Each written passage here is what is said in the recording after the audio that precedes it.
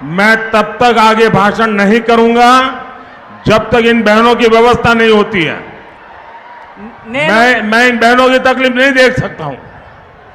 ये दिव्यांग बहनें हैं, पहले इनकी व्यवस्था करो। నేను ఇక్కడ అల్లరి తగ్గేదాకా ఆ దివ్యాంగ సోదరీమణులకు సౌకర్యప్రదంగా కూర్చునేదాకా కూడా నేను నా ప్రసంగాన్ని కొనసాగించను। కాబట్టి మౌనంగా క్రమశిక్షణతో ఉండండి, లేకపోతే మోదీ గారి ప్రసంగం ముందుకు సాగదు।